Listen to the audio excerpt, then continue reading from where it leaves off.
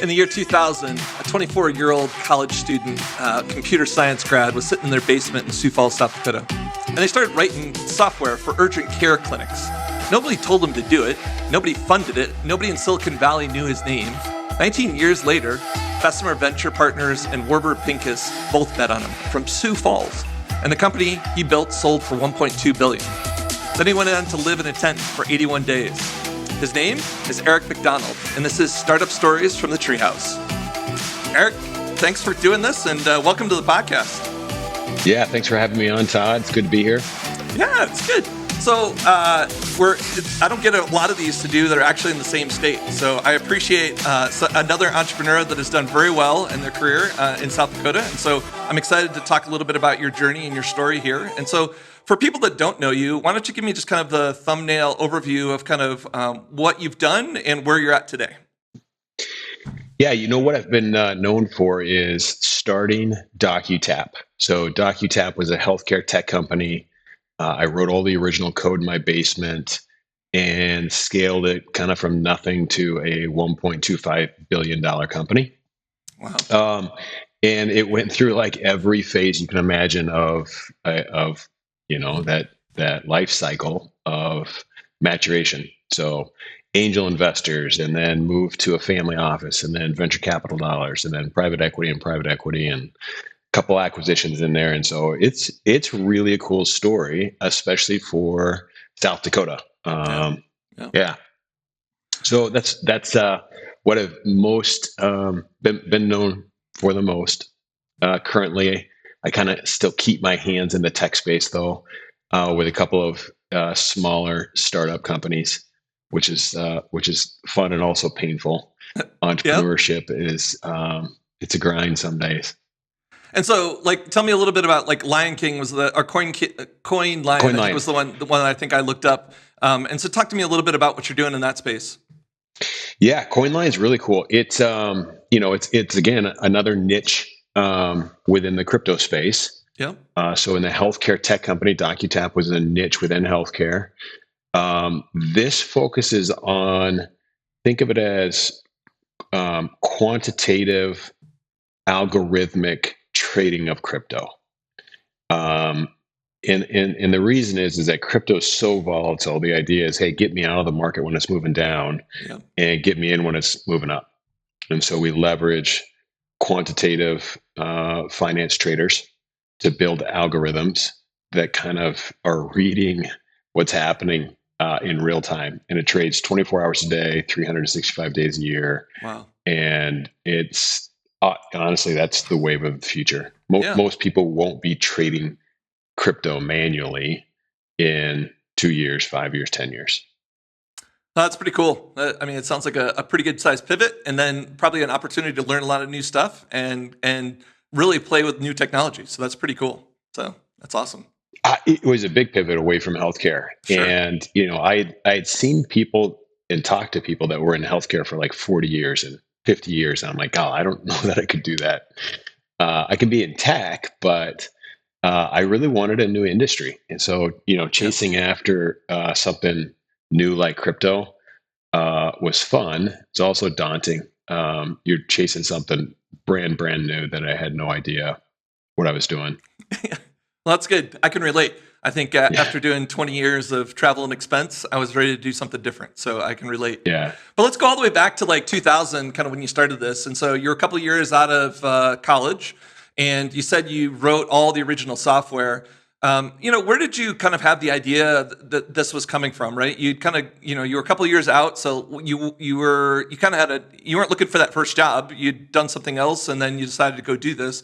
What was the precipitant of actually saying, doing kind of urgent care software is where I want to go and put a stake in the ground, and I'm willing to, and I have a vision of the software that I need to go build? Yeah, I've always been a dreamer. It's just part of who I am. I love to dream. And then there's just a part of me that's like, let's go figure this thing out. And so I remember when the Palm Pilot first came out in late 90s, mid 90s. It was awesome. And you saw this thing in, obviously it's rudimentary today, but you're like, this is incredible. And this is the future, right? And so what I recognized was handheld devices, right, is the future of technology. Um, and so then I was like, oh, okay, what could I build on a mobile device that would be really useful?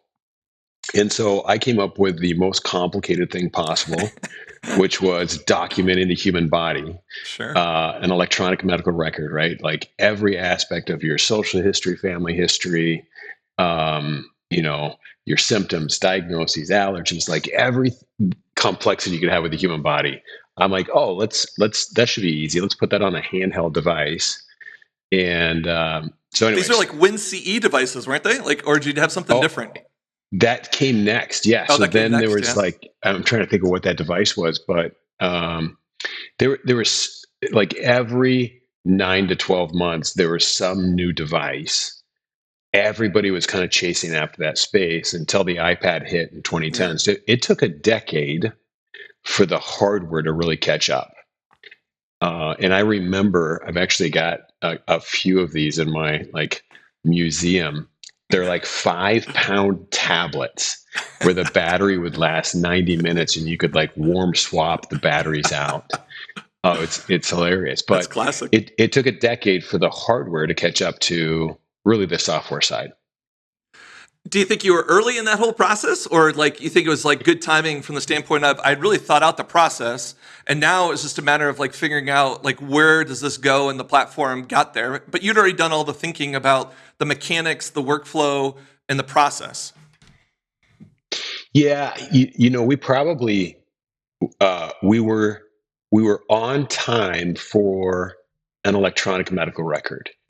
We were early for developing something that was mobile. Yeah. We Yeah. probably could have done better if we would have focused just on a Windows-based solution that was just super intuitive. Yeah. Yeah. That's a good insight. Maybe go backwards. Like this is a thing that we always talk about in Wildfire is I think all entrepreneurs come to us with this like broad vision about what they want to go do and change an industry. And I think a lot of what we try to do is go find that beachhead, go find a vertical within that makes sense. You really started with urgent care. Was that like out of the gate, like you thought about just urgent care, or did you like think about healthcare or the ERM space in general? And Yeah. then basically, like how did you end up on that vertical? Well, I thought that we could sell to every specialty. And so Yeah. it started with, honestly, with primary care, which is Hmm. like they see everything. Yep. Uh, then I did an ENT group, I did an orthopedic group, I did an urgent care. And each time I did one of these and started working with some neurologists and cardiologists, I'm like, oh my gosh, the data sets and the workflow of each provider is so unique. I mean, there's commonalities, but the data sets are very, very unique. And I'm like, as a small company, I can only put so much time and energy into one thing.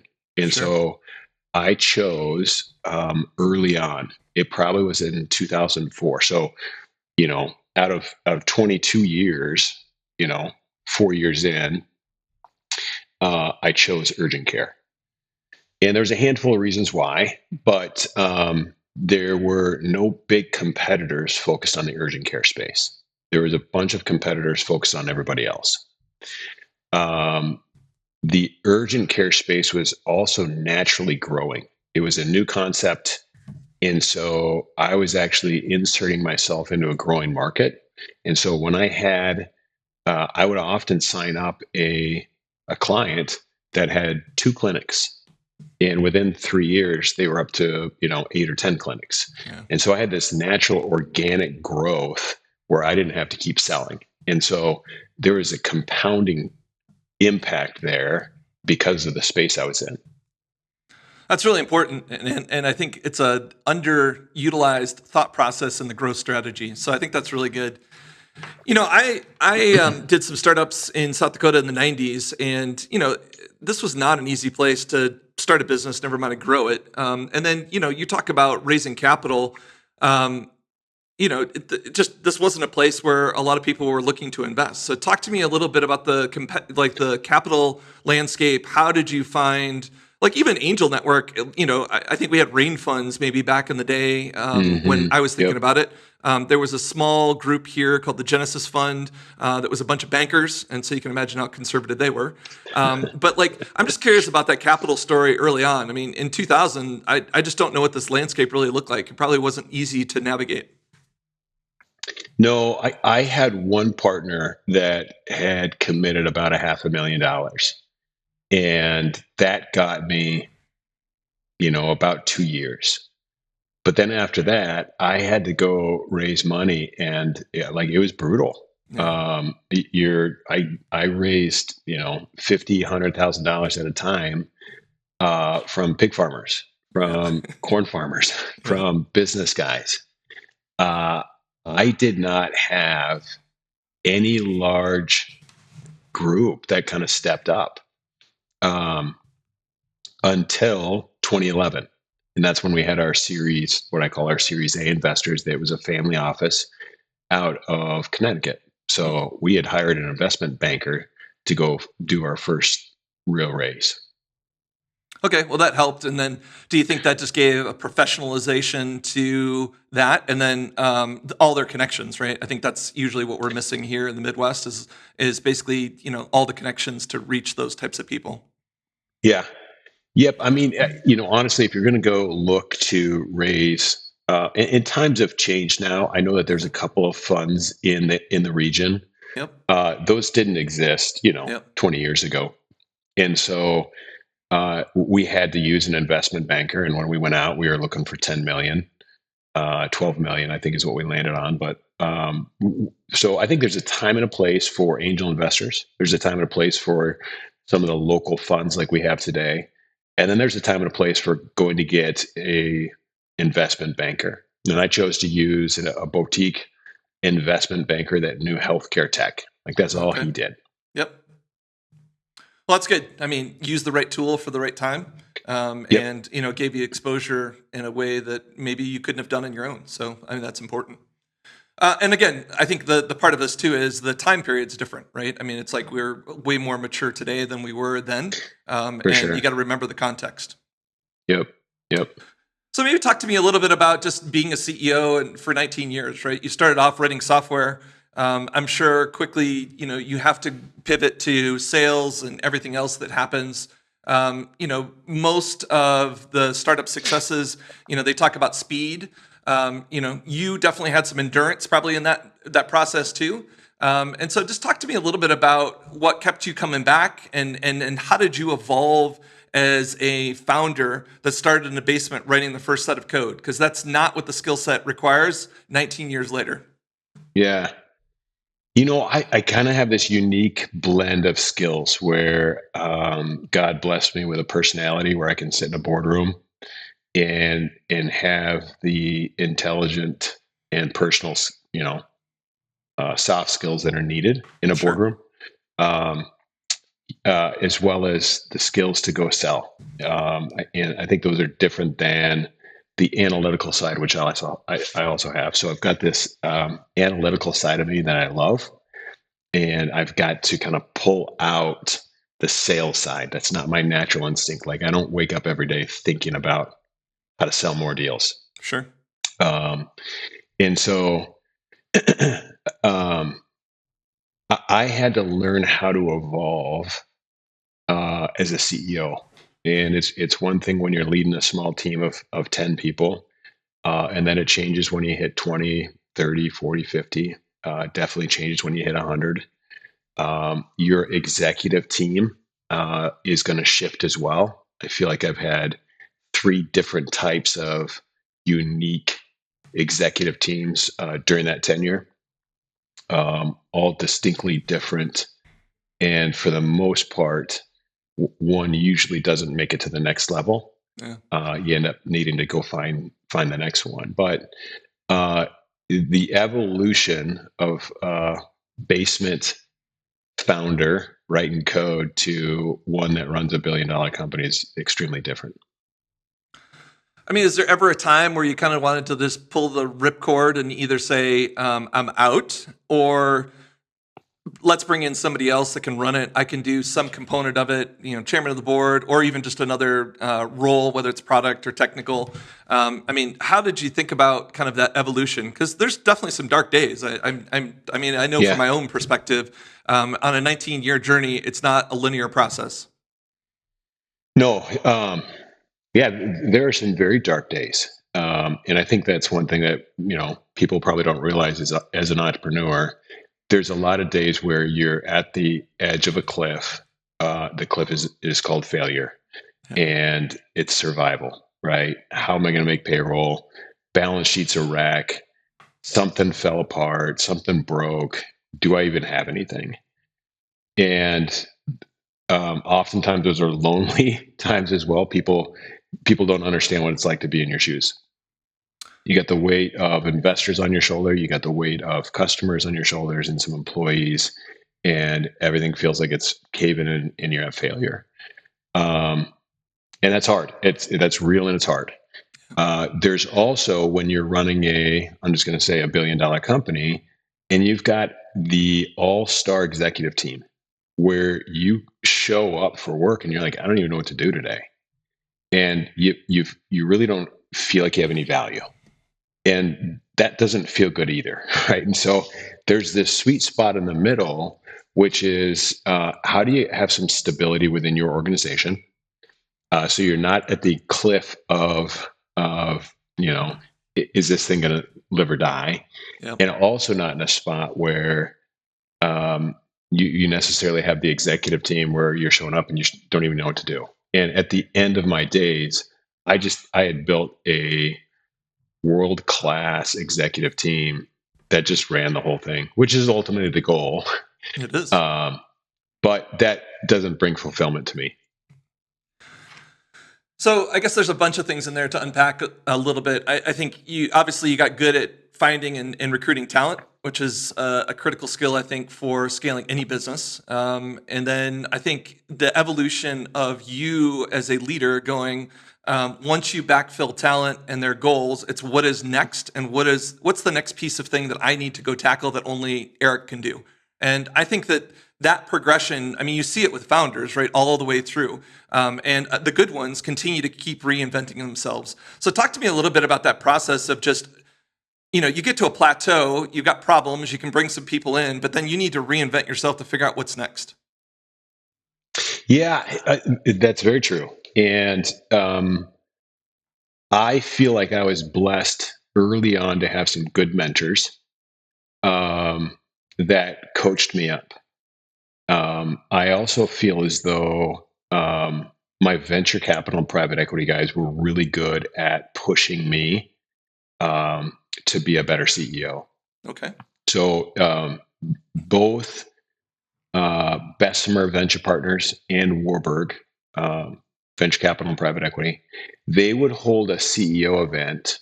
They'd have an event for their CROs, their CTOs, and their whole goal was how do our CEOs learn from each other and push each other to be better.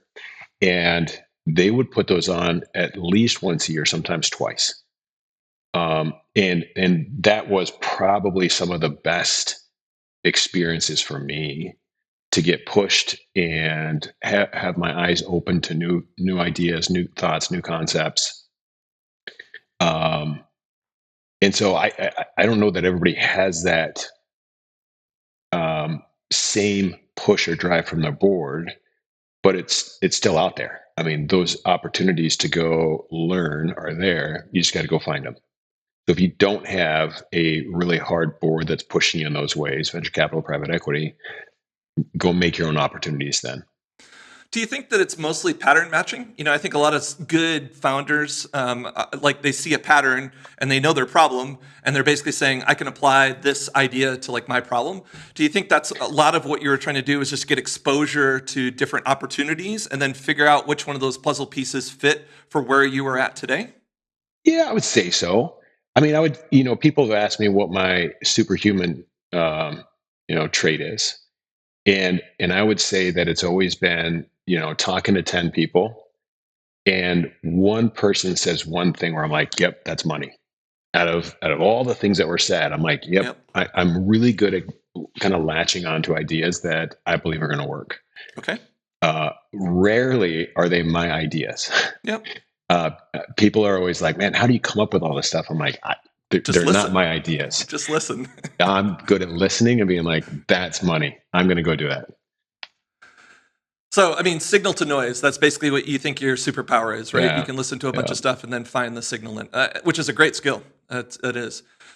One of the things that we talk about in Wildfire quite a bit, and I've been a real proponent of, is this idea of no black boxes. I think that most entrepreneurs come to us with they're either a sales guy, they're a product person, or they're a technical, and they probably over focus on that skill and then basically black box the other two. And so you've kind of described a little bit of going from one extreme of I'm writing code in my basement to reluctantly I'm going to do sales because I have to do sales. I have some good DNA in how do I deal with people. I'm a good listener. But like, there's a lot of jobs in between those two roles. And if you don't understand how marketing works or DevOps works or hosting operations work, and it gets in a bad spot, like your job to like add value or even get to a conclusion is challenged if you don't have a working knowledge of that. And so maybe talk to me a little bit about your journey through that progression of disciplines and how you can basically unravel some of those black boxes so that you can call BS when you need to and then add value where you see fit. Yeah. I mean, part of it was just putting it on the table and making sure people knew what my weaknesses were and to call me out on them. Okay, Okay. that's And good. so, hey, listen, hiring a sales team, they knew that they could pull me in at any point in time and I would be awesome at helping close the deal. But I wasn't the one waking up every day trying to think about closing deals. Yep.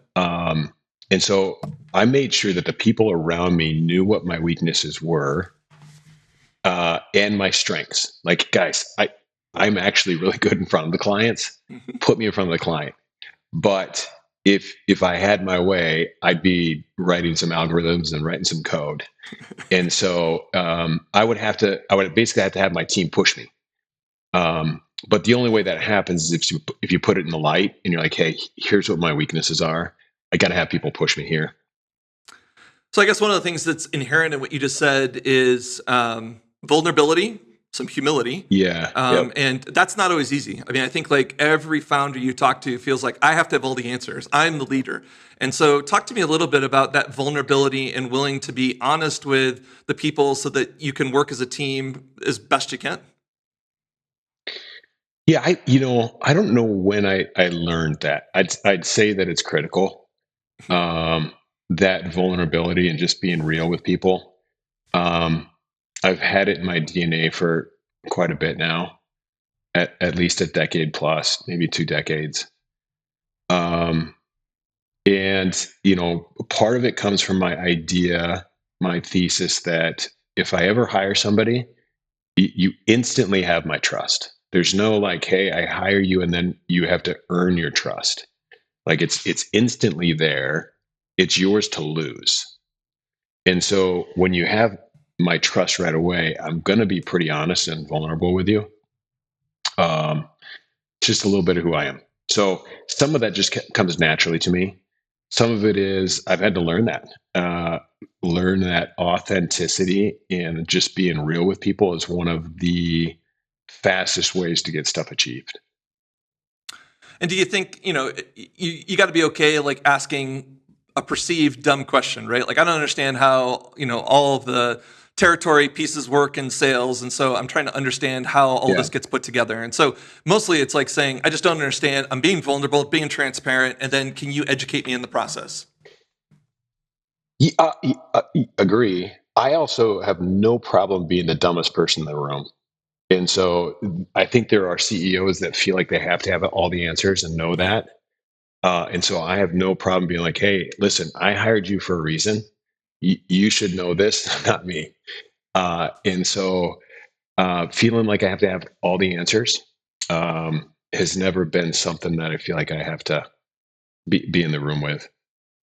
And so you guess you don't feel like that. So was that a continuum of like you had that when you were sitting in the basement, or you feel like over time you kind of developed that vulnerability? I mean, a lot of it is self-esteem, right? Right. If you have a good Yeah. self-esteem of kind of who you are and you can be vulnerable, I think it does attract the right people. But I think so many entrepreneurs feel like they have to have the answers. I have to be this everyday leader. And so was that like a thing that you think you just had in DNA like early on?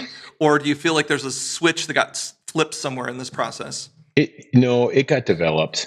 Yeah. But again, I mean, it was a 22-year process. And I would say somewhere between years, 2 and probably 6 is where that really got developed.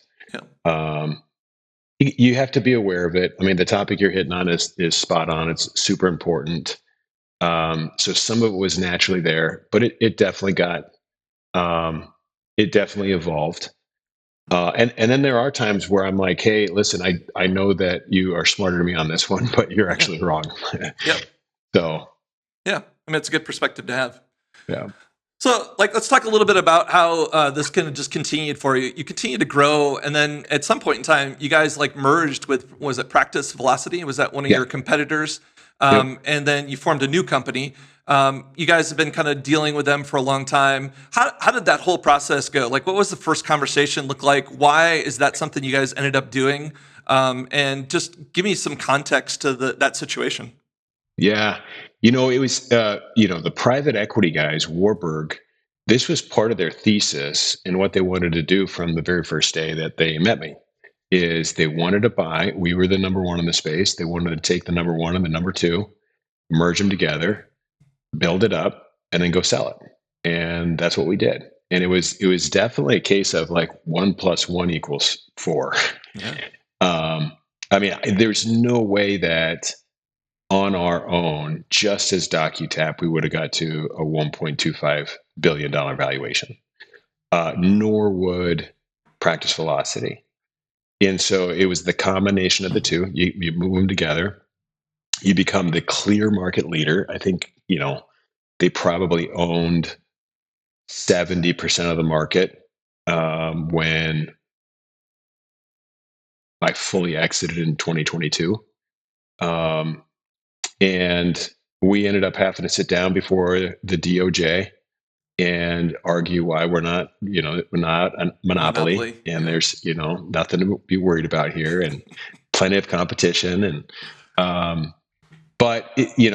And so during that time frame, Practice Velocity, the CEO, said, hey, if we're going to do this, if you guys are going to buy us, I want to be the CEO. And, this is at that 20-year mark for me. I don't have an ego. Yeah. It's definitely a case of 1 + 1 = 4. I'm like, cool. I'll step aside and here's the torch, go run it. And so it was a good time for me to exit. And so I sat on the board for 2 years and really needed to ensure that the team and our customers knew that I wasn't getting thrown aside and I wasn't getting kicked out, and I was still supportive of the vision. And then in 2022, there was another exit to a private equity and just fully exited at that time. Concur had done, I think, probably 13 or 14 different acquisitions during the time I was there. They're messy, right? And if I'm being honest, at least 50% of them probably weren't accretive to what we said. And so, and that's not great.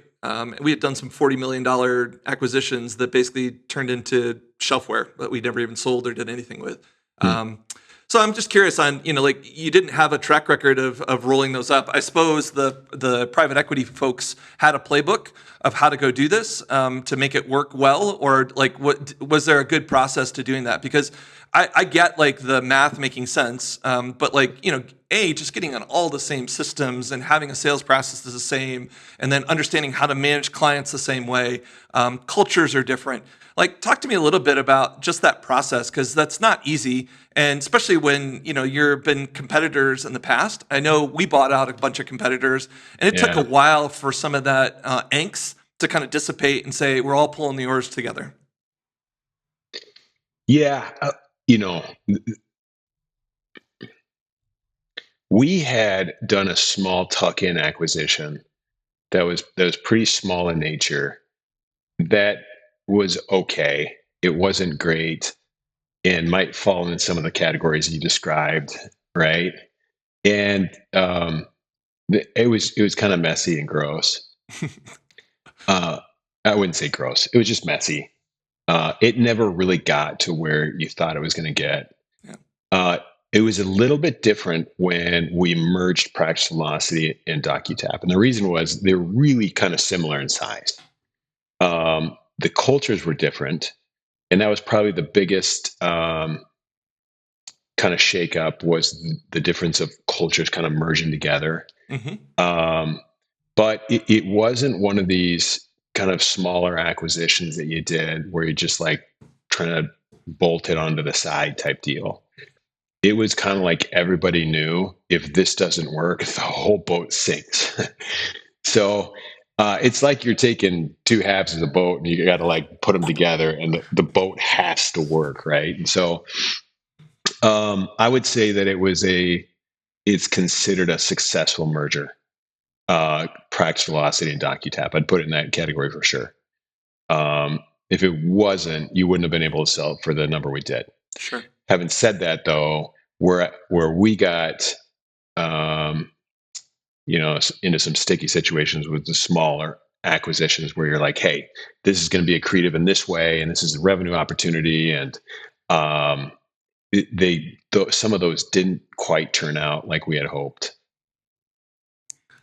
Yeah, I mean, I think we've all got those types of stories of how that goes. Property Meld did one here fairly recently last year that worked out really well. It was a small company in Chicago. They had a bunch of AI technology, and they integrated it well. But that's not always a given in those processes. So maybe talk to me a little bit about just burnout. Like I certainly had this in my career at Concur. You see this with a lot of founders. There's just a lot to go do, and 19 years is not chump change at all to be running, evolving. It takes a toll on your family. It takes a toll on your friends. I think I guess personally, I would say a lot of this ends up defining you.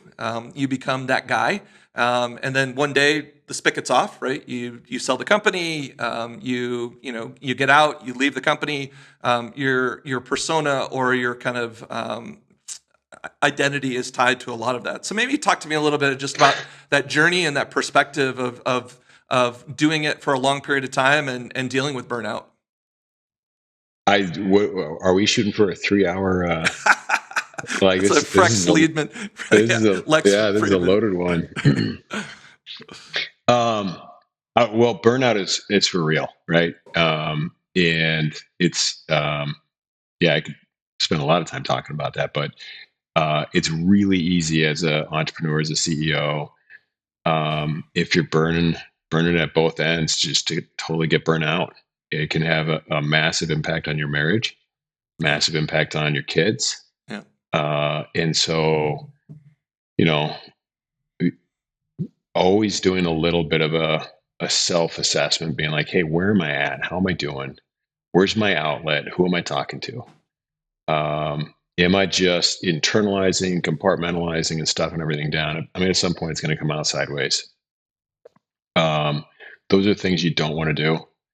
Um, and like I've been there recently where you're just burnt and you're trying to figure so much stuff out and so much is on the line. Um, and so it's very real. Find an outlet, and you got to just be real with some people around you.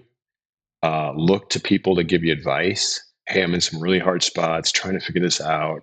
Run really hard. Can't make any progress. Home life is hard. Like where do I spend my energy? There's only so much time in a day. I'm sleeping less, but that's making it worse. yeah. My anxiety is high. Like those are all things that are real and have to be addressed. Um, Separate and different from, hey, your identity is tied up in this entire business. It's who you have been known for. And so then you step down and then you're kind of a nobody and you got to reinvent yourself. I've had all of that same stuff as well. I remember stepping down from, my role as CEO, and I was taking a year off, and I'd go to these events, and people are like, "Well, I'm like, what do you do?" I mean, it's the first question people ask is, what do you do for work?" Yeah. And I'm just like, "Well, I'm in between jobs," and they're like, "Oh, he got fired," and you're like, uh, so I found myself telling the dumbest stories. I'm like, why do I feel like I have to tell people my story? It's because I felt like my identity was tied to that, you know, versus, hey, I'm married to my wife Megan, and I've got a bunch of kiddos, and that's Yeah. who I am, you know. So It's hard, man. it is, and I think as men, we find our identity in our work, Yeah. maybe more so than women do. Women might find their identity more in family, and Yeah. that's not all the time, but and so when we step down and we don't have a purpose, a north star, or a north star is has been misguided, it can be a harmful thing for men or all people. Yeah, totally agree with you. And I certainly had that, just finishing up Concur and saying, the phone just doesn't ring anymore, right? They moved on without you. And Yep. so, and the business is fine. They're going to do fine. But like so much of your time and energy and identity is tied to that. So I Yeah. appreciate you being honest about it. I'd read somewhere that basically after all this, you did 81 days in a tent. And so I guess this is a natural inclination to after that. So you kind of step off the treadmill, and Yeah. then you basically spend some time. So talk to me a little bit about, what that time was like, what you were looking for, and kind of what did it satisfy for you? It actually turned out awesome. Um, and yeah, it really was like the week after I was done at DocuTap as CEO. I had sold my house and I was building a new house. And the house I live on has 8 acres. It's right back down by the river. And so I had this bright idea that, waiting for the house to get built, I'll just live in a tent, like a canvas yurt, Yeah, right? And I'll just I needed 3 months. I'll just do that instead of rent. And I was single at the time, and sure. um, my kids were like, "Hey, this will be great." And so I did, and it was one of the best things for me, to just wake up and kind of, I don't want to say work the land a little bit, but I had a chainsaw and I cleaned up the property and I bought a tractor, and I was outside and I just took in nature. And it was also humbling because, I just sold and I had no place to really shower, go to the bathroom, or wash my clothes. And so I would be at the laundromat and just sitting at the laundromat doing my laundry. Um, I built kind of an outdoor shower that turned out to be actually super sweet. That's cool. Um, I had to figure out how to keep like food cold, like all the basics, right? And Yeah. so there was a very humbling time for me as you kind of go back to like square one. And my kids, my daughters, my oldest daughters, did not maybe appreciate it as much as my boys did. It's some of my boys' favorite memories is living in the tent and grilling food over the fire and um, playing hide and seek in the dark. It was a really good time. I would not do it again, but it was good for that season of my life. There's something about like stripping everything away and going back to the basics, right? And so, Yeah, you're kind of rebuilding, and maybe that's a metaphor for like what you're doing, right? Like at that time, you're just basically it's simple. I'm got to figure out where to take a shower, how to keep food cold, and connection with your kids. It's totally different than all of the window dressing that we have today around us, right? It makes us way more comfortable, no question about it. But they're props in that process too. yeah, yep, yep. Well, maybe talk to a lot of the people that listen to this podcast are early stage founders. And, I guess one of the things that we kind of glossed over a little bit was that transition from building software in your basement to selling the first handful of them. You don't have a sales team. You don't have a bunch of infrastructure. And I think lots of founders can identify with this where it's like, I built something. I'm super passionate about it. I know it's going to work. And then I got this transition to like actually getting somebody to sign a check, give me a Stripe account, something. So talk to me a little bit about what your journey looked like in that and getting like the first 25 customers like signed up. Oh, yeah. I mean, I basically had to give away the very first deal. I mean, it was like dirt cheap. I mean, they were paying 10% of what I really wanted to. Long term Um, or just for the first year? no, it was like that was the contract. Yeah. We had some of those And, too. you know, with time, they ended up getting into some hard spots where we ended up renegotiating the deal and we got them kind of, up to a decent spot. But yeah, they got kind of grandfathered in. And I just say like, hey, some of those early adopters, you got to be willing to kind of, I don't want to say just give it away, but reduce your fee significantly to prove what you have. And then if you truly have something, you'll be able to make it up on the next ones. They're not going to go on forever. But those first handful of deals got very reduced pricing. Yep. Um, really hard to sell. You had to have, I personally had to be very involved. Personal commitments. Hey, here's my cell phone. Call me anytime.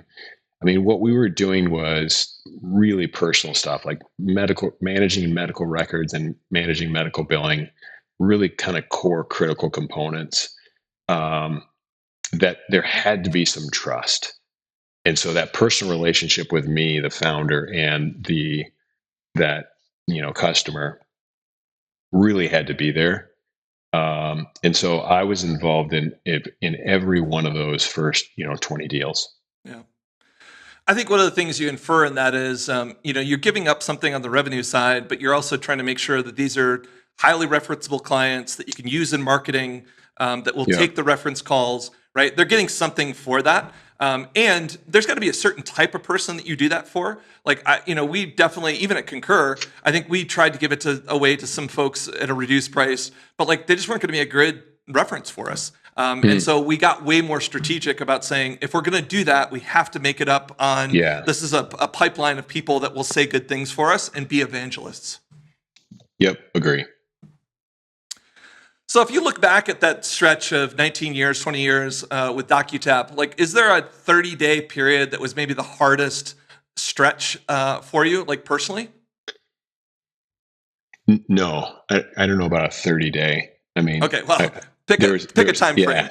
I A would say year. that there was about 30 different 30-day time frames, right? It always came down to money. It always came down to, hey, we don't have enough capital. We're still growing. How do you make payroll? You're wearing a bunch of different hats. There was times where capital was committed, verbalized, and then it backed out. Mhm. And so then you got these oh crap moments. Yeah. And I mean, we almost shut that company down probably 6, 7, 8 times. Wow. Um, guys, I don't know that we can do this. It's too hard. It's too complex. Um, you know, yeah, it was a very, very, very complex industry that we were in, and we were way underfunded. And so there's a lot of times where we almost never made it, and those were hard days. In hindsight, like, what would you have done differently? I mean, were you as capital efficient as you think you could have been?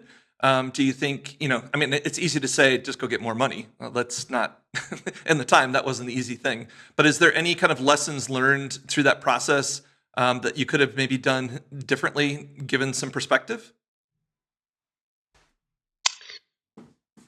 Um, I mean, one of the big things was we were undercapitalized.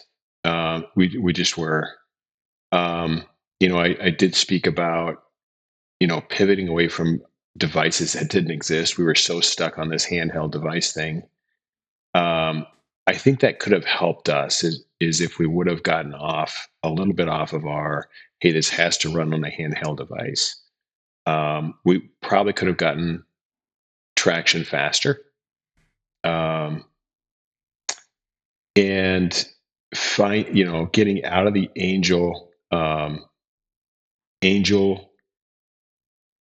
getting funded by angel investors. I also would have slowed our growth and gotten to profitability faster. That was probably a key component that I've learned. Hey, that's one of my primary goals now with almost any startup is, hey, how do you get to cash flow break even as fast as possible? Yeah. Yeah. And so, the people that had put in money up to that point, do you think you could have convinced them that getting to profitability was the right thing to do versus more growth? It's a different time, right? I mean, I think this pendulum has swung, right? Where it's even Property Meld, they're counting the days down to profitability, and basically they've got investors that are supportive of that. Because the market, they don't understand, we don't understand what the market's going to go do. But you're in a different position if you're, throwing off enough free cash to reinvest in the business. And not everybody gets there, and it's a long period of time. But do you think you could have managed that through your board and through your investors with a talk track that would have satisfied them? Yeah, early on, yes. My venture capital and private equity guys, no. Those guys are very much like, hey, you go and run as hard and as fast as possible. If you run out of money, I'll give you more. And that's its own kind of talk track, which is that's their way of just getting more control of your company. Equity. More equity. My early years, I was honestly probably the bottleneck, being like, hey, I don't know how we get to profitability faster. And part of that was our business model. It was a transaction business model. And so I got to hire 3 people today that cost, $80,000 each, but I'm only going to make $1.50 on every transaction. Yeah. I need more transactions, right? Yeah. So part of it was our business model was really hard to cash flow, but ultimately we had really huge multiples at the end of the day on our exit. Yeah, well, that's good. I mean, there's a lot of things embedded in there. Pricing is a kind of big one too. But as we wrap this up, Eric, I really appreciate you kind of sharing your journey as well as your feedback. If you basically had to go back and offer people that were kind of starting 0 to 1 some advice, what are the things that resonate from your journey that you think people need to hear? And maybe it's something that's not as as glib as what a lot of people provide. What's something that you think would be really helpful for people going on that first journey? Yeah, I mean, it's going to be really hard. It's not going to be easy. You're going to have some dark days. You better find some good people, some good outlets. Don't fall in the trap of internalizing everything. Be careful you don't tie your identity to your performance. I think it's a really big one. It is. You've got to find your identity as, hey, I'm a child of God. I'm a husband. I'm a father, right? Not, is my company successful this week, okay, or this hour? And it is just, it's going to be hard. Building a company, especially if you're building technology, right? Building whatever it is from scratch, right, is going to be really hard. So prepare for the hard days and know that, hey, if it was easy, everybody would do it. Yeah. A lot of these things are freaking hard. Yeah, that's what you're signing up for. And so you've got to be willing to endure and persevere through it. I'm also going to tell you, be really cautious of how this bleeds into your family and your friends. Yeah. You got to have some good outlets. Yeah. Well, that's good advice, Eric. And I appreciate you being vulnerable and kind of sharing that. If people wanted to follow up and follow more of what you're doing, with your current gig, or just reach out to you, what's the best way to do that? LinkedIn. Okay. I'm basically not on any social media platforms other than LinkedIn. So Okay, well, good. Well, I appreciate you taking the time. I think there's a lot of good nuggets in here, and I appreciate your honesty all the way through it. So thank you. You bet. Great connecting, Todd. Thanks for listening to Startup Stories from the Treehouse. If you enjoyed this episode, please take a moment to like, follow, or subscribe wherever you get your podcast. And if you found our conversation helpful, leave a review. It really helps other founders discover our show. For more insight and episode summaries, don't forget to subscribe to the Wildfire Lab Substack. We appreciate your support and can't wait to share more stories with you next time.